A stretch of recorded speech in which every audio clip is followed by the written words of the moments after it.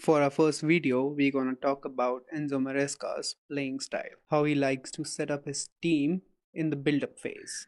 Chelsea's build-up formation is 2-3-2-3, and Caicedo plays as a centre back. Fofana moves to right back.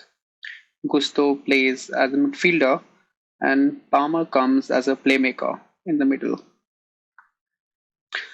Sanchez have often 2-3 options to either go long, to either play to Caicedo, who then moves through the wings. Oftentimes, when it's a high press, Caicedo moves a little back, expands the width of the pitch, which creates space for Palmer. And Sanchez then can either play to Caicedo or can either also play to Palmer. Now, Palmer has an option to either carry the ball or distribute the play as he seems fit, as he's quite press proven. He can just dribble and play long balls behind the defense. Which is more interesting is when we go on to the create phase, that is the middle third. Fofana instructs Gusto to move towards the central position, and Fofana takes Gusto's position, and Caicedo again comes back as a centre back.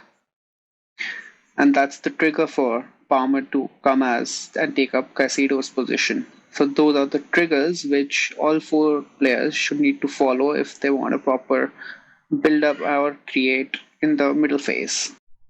When they do that, it creates a numerical advantage in the middle third, as it will be often 3 versus 2 now instead of 2 versus 2. When it comes to progressing the ball in the middle third, Colville is presented with multiple options. He can either play in between the lines to Enzo if the opposition is stretched. If the opposition is narrow, then Colville can pass to Cucurella. Due to the numerical advantage created, oftentimes Palmer will be free to receive a pass. Here, the opposition defenders or attackers are actually confused in whether to press the ball or to cover the passing options. It's up to good teams who can create advantageous positions for themselves. One point, Colville had the ball with himself, and there was the right winger who was covering the left back option, and the striker was pressing from the right side, forcing him to either go back or to play long, but which created space in the middle, and Palmer could exploit that space.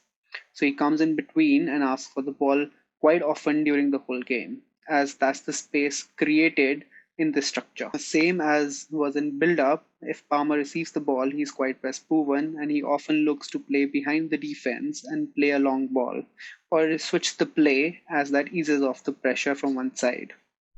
If you have enjoyed this video, please hit like, share and subscribe.